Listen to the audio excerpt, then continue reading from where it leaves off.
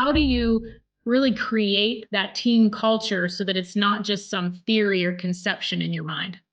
Successful entrepreneurs always have a person who is their sounding board. Anybody who starts a great organization, they don't succeed alone.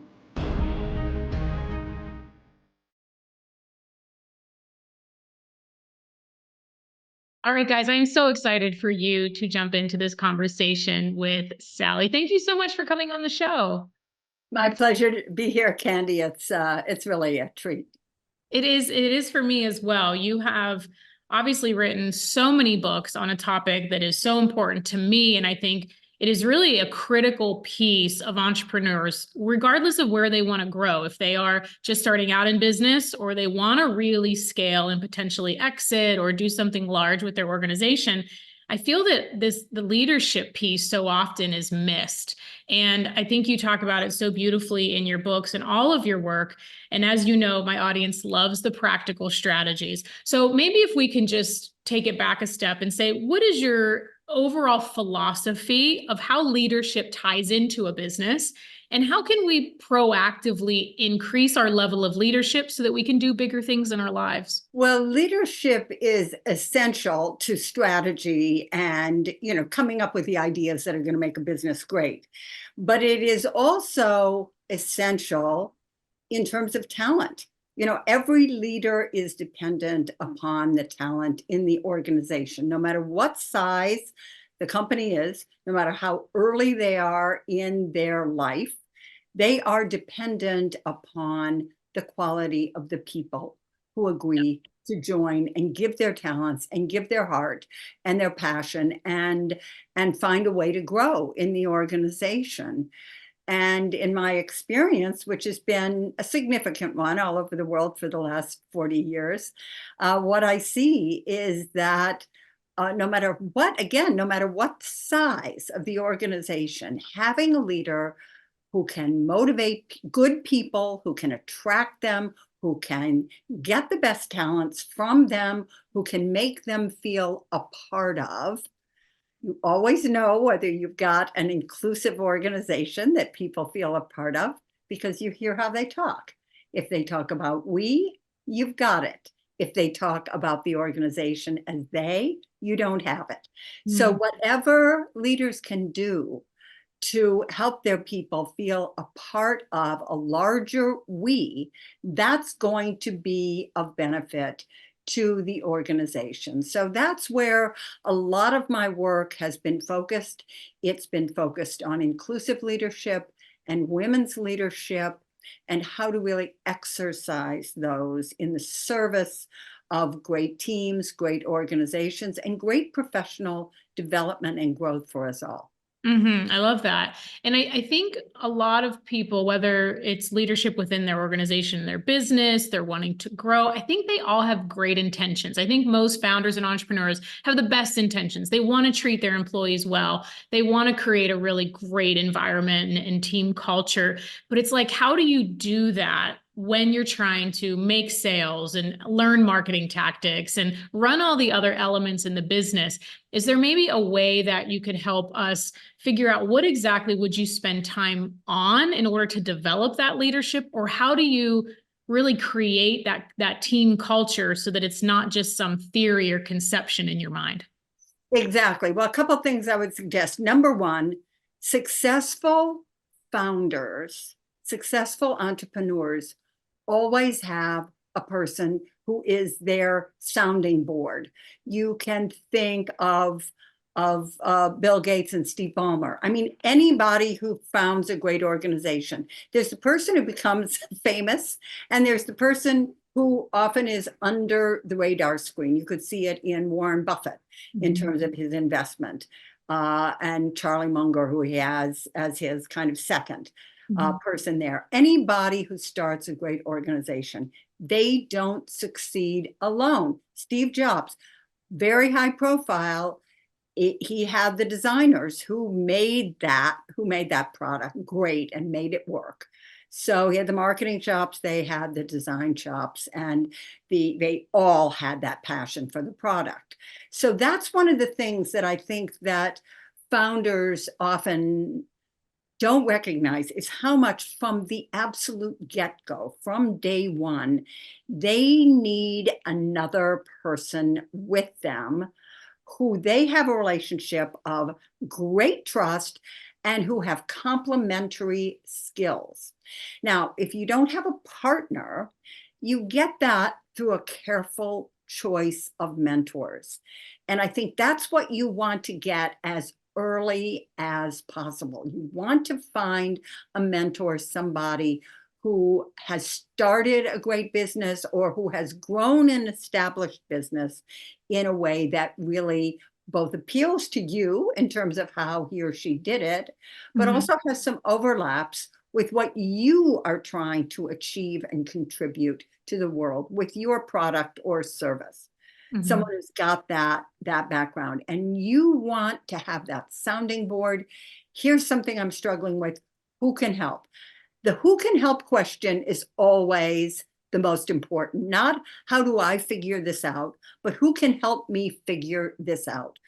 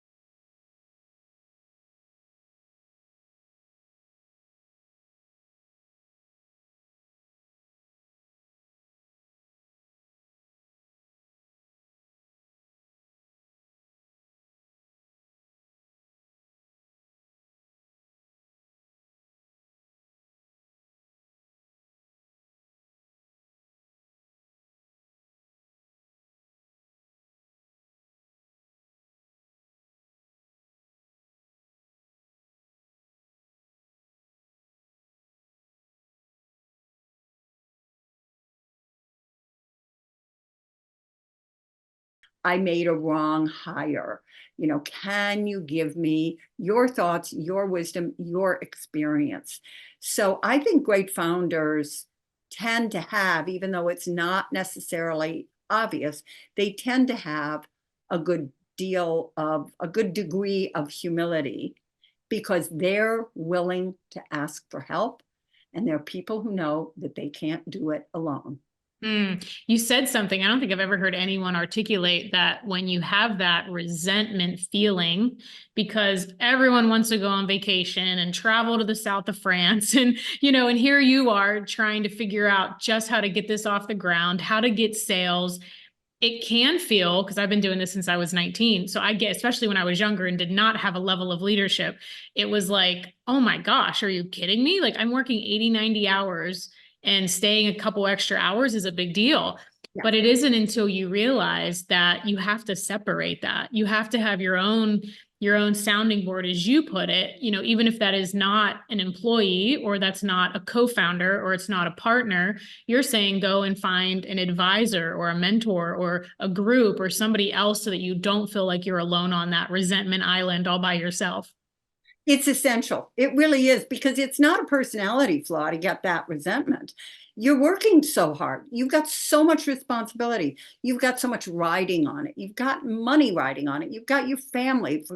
Who knows? Maybe you've mortgaged your house. So you're feeling Yes. this pressure. And for the people you've hired, they may be dedicated, they may be interested, but it's still a job. It's not what it is for you. So you have got to understand that. You've got to recognize that. And the only way to keep that fresh and keep that consistent is by having someone who's been there, who you can talk to. And this is something, and I don't necessarily think it should be an employee. It should be a partner. It should be a co-founder. It should be a silent partner. Or it could be a straight up mentor who may also be an investor in the business.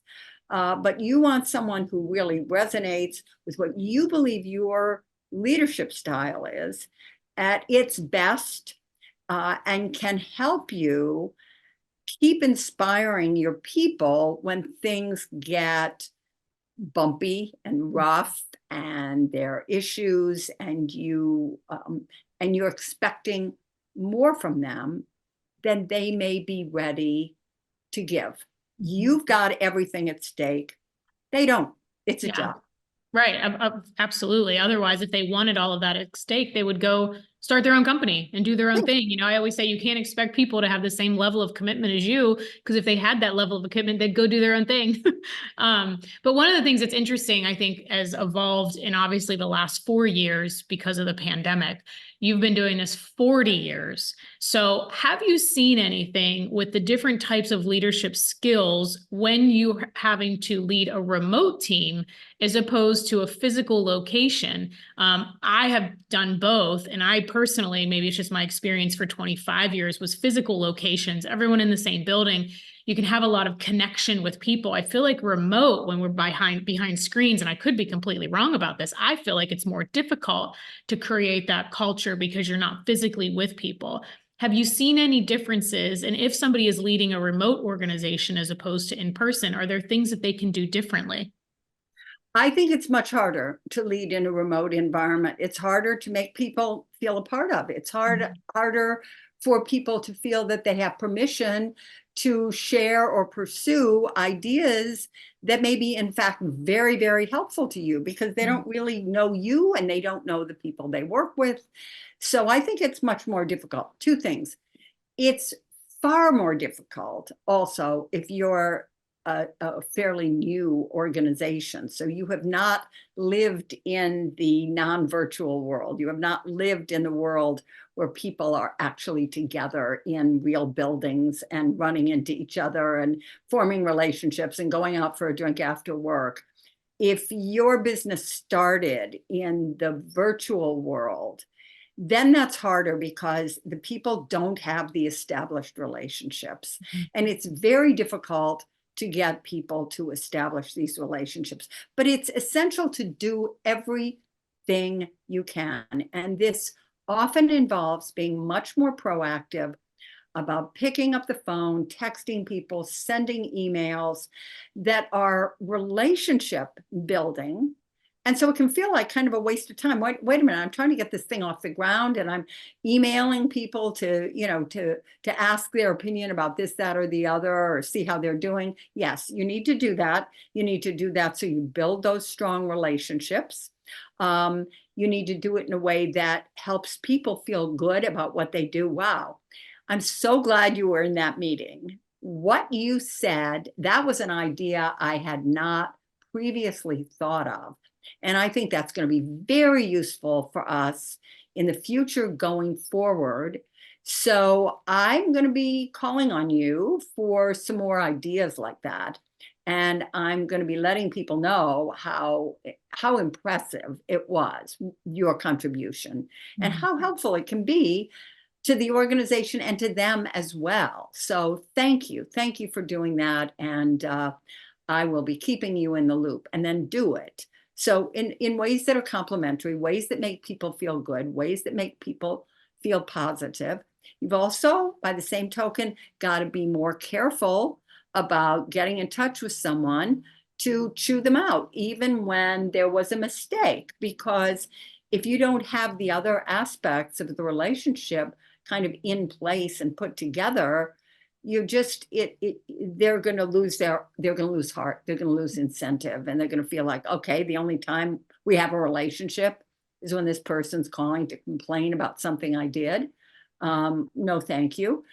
So it's harder in some ways. You have to put in more work, and it's not just about you and the relationships you have. Of course, you have got to do every single thing you can to think of ways that help people develop strong relationships with one another so that you have a level of cohesion in your team.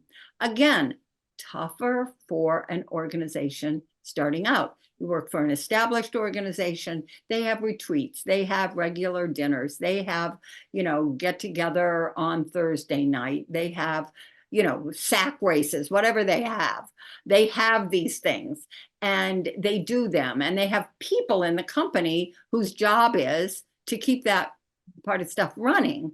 You're starting something out, you don't have the you're not allocating resources to have somebody put together retreats for the group on a regular basis, that you just probably don't have the budget and the bandwidth to do that.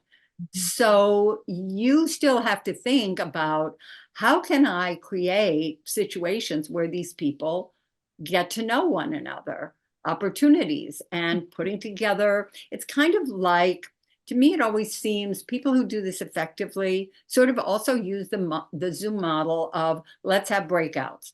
Mhm. I don't know about you, I do a lot of workshops. I do a lot of virtual workshops. That's one area of business that really surprised me, how effective it can be. But whenever you have a breakout, if it's 10 minutes, if it's 12 minutes, if it's 15 minutes, at the end, people always say, that was too short. It feels very short to them. So in your meetings, you want to, every single meeting, I would suggest, have the equivalent of a breakout. Okay, we'll put everybody into groups of 3 or 4 or in peer pairs, whatever. We'll just sort them. We'll let Zoom sort them. I'll sort them. Someone else can sort them.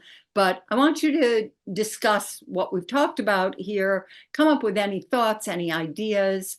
If you have some pushback, that's fine, but it has to also accompany an idea of how we could do it differently, not just like, I don't like that idea. Okay, fine. Not very constructive.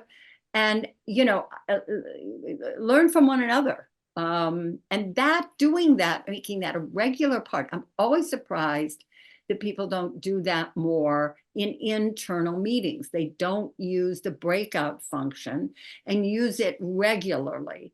No meeting of I'd say even 40 minutes should not have a breakout. And even if it's a half an hour, it should have a short breakout, because that's where people will get to know each other across boundaries. And then you do want to also think of, how can I bring these people together physically? What are some activities we could do that would be helpful? Have you seen anything as far as a specific format or a cadence or timing of, of all the businesses that we've worked with and all the teams that I've worked with in 40 years, 5-minute this, like Marriott's 5-minute, right before curtain goes up, right? Team meetings. Is it a monthly? Is it weekly? And then that breakout session, when it is virtual, is there a certain cadence that should be followed, or an objective that you've found works really well for people? Yes, what I've found is that the lead, it's most effective when the leader, and this is very much a question about cadence, and it's a wonderful word to use in this context, when the leader assumes the role of coach okay, we're going to, give me a hypothetical, something somebody would discuss in a meeting in your company. It might be like, well, we've been on sales calls and we can't seem to get this one particular prospect to respond back, even though they're perfect for this. Okay, so in this meeting, we're going to discuss this topic. We've had some frustration. I know all of you are not in sales, but I know all of you have good ideas and understand the value of our product and service. So going to talk about some of the frustrations we've had, some of the pushback we've had from the client, where we think we might improve. And then I want to give everybody 7 minutes to discuss that and come up with ideas. Is there something we could be saying? Is there some way in which we can show this customer a problem they haven't even thought of that our service could sell? Is there a way we could do that? A better way to articulate it? Is there an example from anybody's experience of how this could work for them that might be persuasive, because our task here is persuasion, and we are not ready to give up because we know how much they would benefit and how good it would be for them and for us. So then when that's over, when that time has gone by, then I think the most useful thing is, okay, just going to call on a few people who feel, and please raise your hand or, put something in the chat. If an idea surfaced in your breakout that you think could be helpful, because every idea isn't going to be what the cadence that doesn't work. Okay, now your group, now your group, now your group, now your group. Okay, because some groups aren't going to come up with anything. That's fine. They haven't thought about it before. Some groups are going to come up with the same thing someone else came up with. So why subject everybody to the boringness of saying, well, we essentially agreed with what they say? No, any ideas, let's hear them. And then never, ever once when someone voices an idea, even if you think it is ridiculous, you don't reframe it the reasons that wouldn't work. You just don't. You don't say, well, yes, but with this particular client, we have that, et cetera, et cetera. Your idea is about really listening to these ideas, jotting down notes. Oh, okay. I think, there's not quite sure this is exactly, but this can be really helpful in thinking this through. Thank you. Thank you for letting us know. Anything else? Is there anything else in terms of the very fruitful conversation you have that you think could be helpful? Okay. Someone else. This was useful. This very useful exercise. Anyone else? To be very encouraging and sort of coach them into sharing what they do. And then always just follow up 3 words, email. Thank you for sharing that idea. That was helpful, really useful. Sparked my thinking. It sparked our team's thinking. I'm passing this off to sales because I think this is something they can really develop. Thank you, thank you, thank you. So just that gracious response that lets people know, okay, it wasn't exactly what they asked for, but it doesn't matter. It could be an idea that sparks another idea and another insight.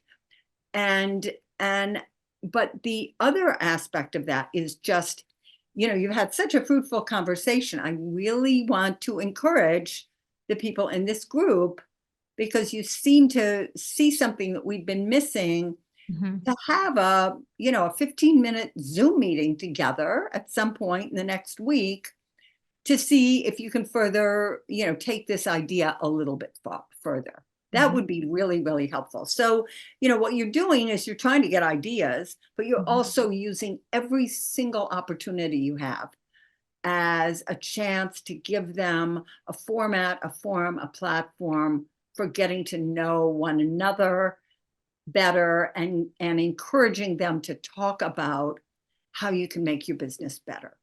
And really, you're just rewarding the concept of coming up with ideas. It's like you're not even recognizing the idea. And I think that's just maybe the difference, because entrepreneurs were so focused on like what we need. It's like, solutions.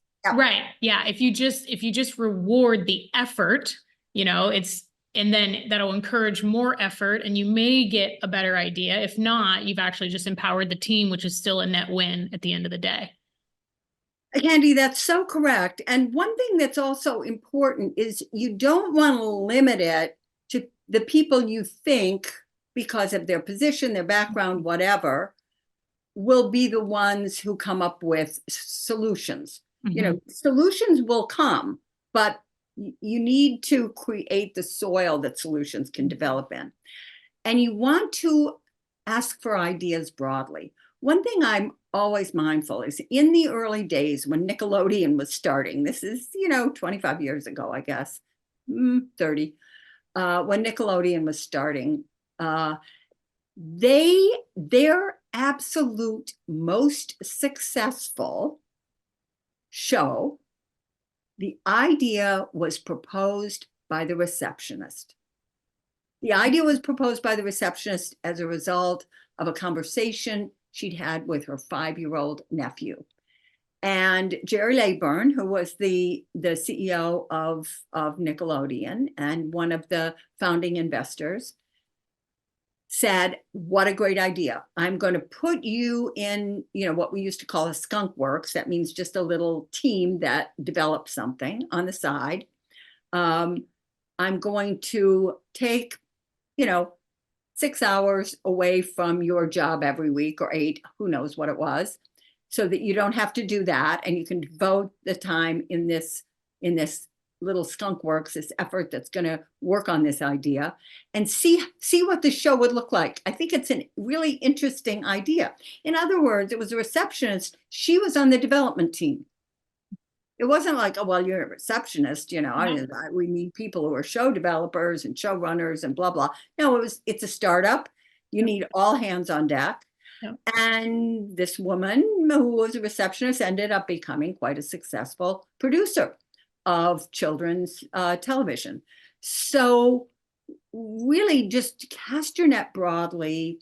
And that's a great story to tell too. Then you want to broadcast that story. Wow, we had one of our most helpful ideas in terms of our sales effort came from someone who signed up for the company who was, they don't have receptionists anymore, but was doing some back end technology. Mm-hmm. Yeah. And this is what, so it's that is a demonstration of an inclusive attitude. Yeah. And it's awesome because it just shows that title or position never trumps idea and innovation, because that idea can be sparked from anyone at any time. But if you don't foster that open environment for people to share, you might have your best idea sitting answering the phone, too timid and worried to share. So it's all about fostering that environment.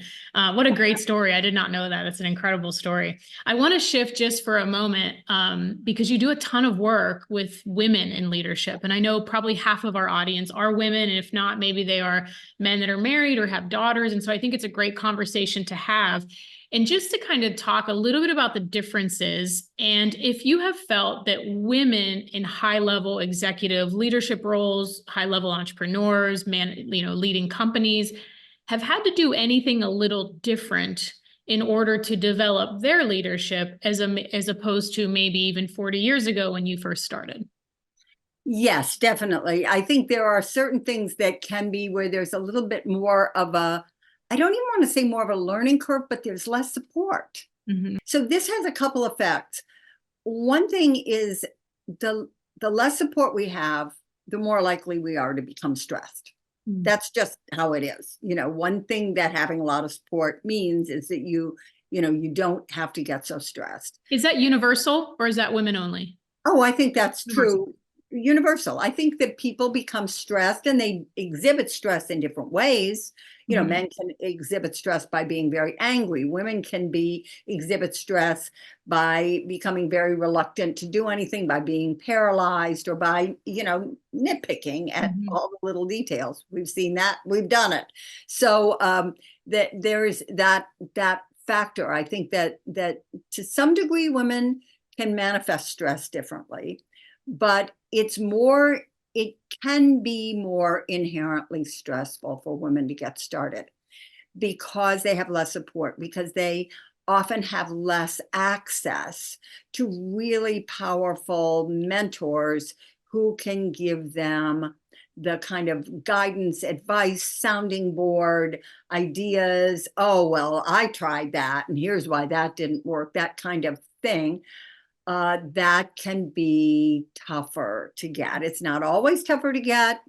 What we bring to the table in terms of our background is, of course, always going to be the differential, but that can be. And so women can, in founder positions, they have to watch out for stress and for feeling brittle. Another thing is a lot of women, as we know, are to some degree, and I've written a lot about this over the years, struggling to be perfect. Mm-hmm. This is a recipe for disaster if you're starting a company, because you learn by doing, you learn by failing, you learn by making every mistake in the book.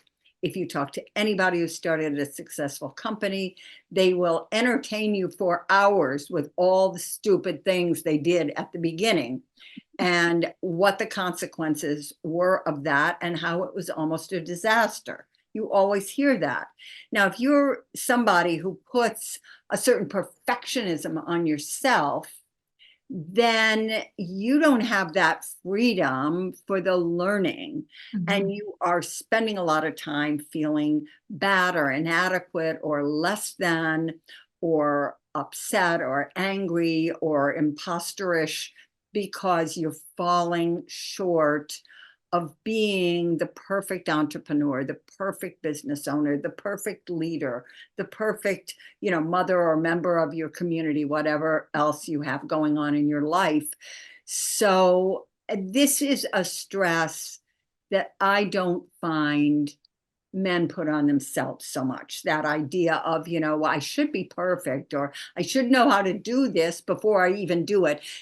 This is really common with women. This is a quick story, not an entrepreneur, but I spent time interviewing this woman, Sandy Stoats, who was the first woman to had a service academy in the United States. She was the superintendent of the Coast Guard's school, Coast Guard Academy. So Sandy before she had that job, she had been the commander of 2 icebreakers. This is as tough as anything gets, going through ice to cut a path for commercial vehicles in the Arctic, in the Antarctic, in, the frozen wastes of Lake Superior. This is what she'd done. She was the only woman. It was all men.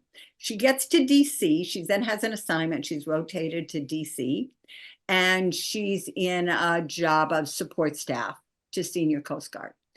And her boss calls her in, who's an admiral or something, calls her in and says, she's an admiral now, but said at the time, she was a captain, I have a request. This Secretary of Transportation is looking for a chief of staff, and I think you would be really good.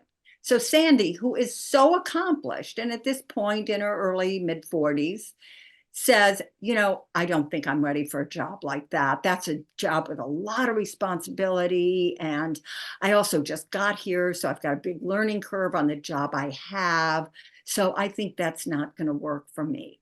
Well, her boss was astute enough to call her the next day and said, let me reframe my question from yesterday. When would you be available to meet with the Secretary of Transportation, who of course is the head of the Coast Guard, everything responsible for it? When would you be available? And she said, I'd be available any day next week. So she got the job and, then went on and had this extraordinary career.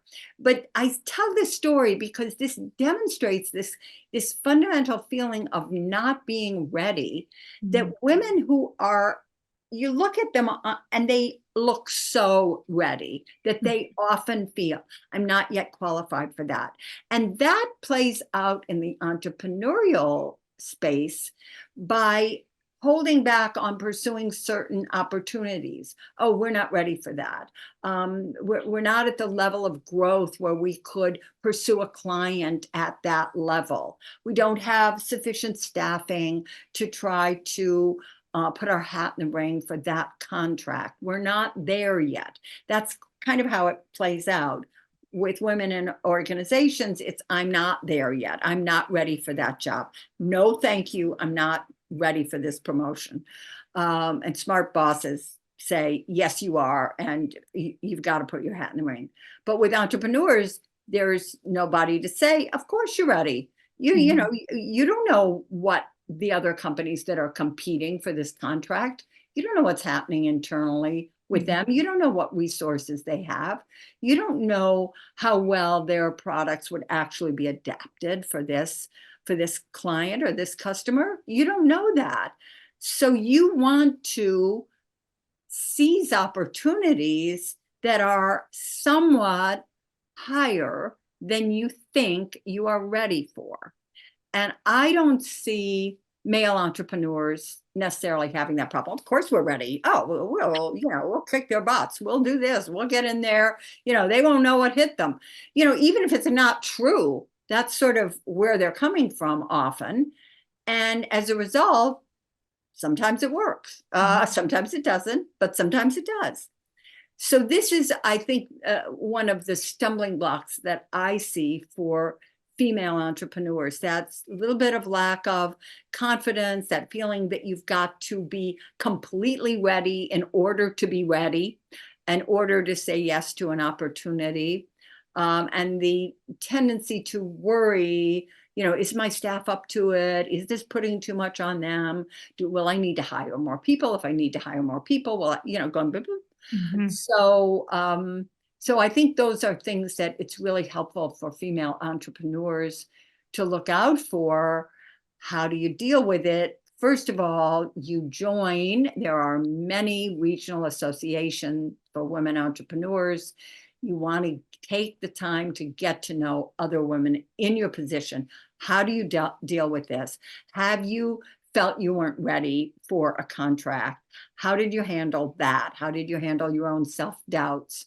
How did you handle your people in that situation? How did you present a persuasive case to your potential customer when you had doubts yourself? So this is really helpful to develop those relationships. And once again, it's another reason that it's so useful to have a very experienced mentor that knows all the particulars, and that you can take these, big problems and small problems too. Yeah, such sage advice. And I think to even just any entrepreneur that's female that's listening, it's like to kind of take all of that into a sentence, because you said so much advice that people can really pause and rewind and re-listen to that. I believe it's just like, say yes before you're ready. Yes. Adopt from the men that came before us and that are working alongside of us. Adopt some of their courage, and remember that most women are moms, and probably at some point somebody handed you a baby that you weren't 100% sure what to do with, and you figured it out. You can figure this out too. Yeah, it's if you can figure out a baby, you can figure out any business is easy. Yeah. And don't badmouth yourself because you don't feel ready. Don't spread that around. First of all, you people are going to hear, and they're going to lose confidence. And, you don't have to. Sometimes women, in my experience, they get turned off by the overconfident guy. Well, of course we can do it. It's a piece of cake. We're so ready. We were ready to do this 2 years ago. And the woman's thinking, maybe not. And so you get turned off by that. So you think, I'm not going to be like that guy. I'm going to be realistic in terms of my assessments. Well, that's good.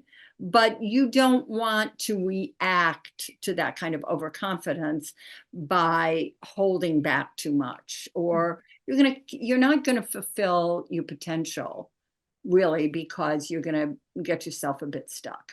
Mm-hmm. I love that. Thank you so much for your time and for being here. I want to just make sure to give everyone information on where to find more of you, because I think that it is such a important, critical piece for entrepreneurs to really nail the leadership piece if you start to grow and scale, I think it becomes more complicated if you don't develop your leadership along the way, because I think eventually you'll become the lid within your organization and your growth cycle. So where can they find out more about you, books, all the things?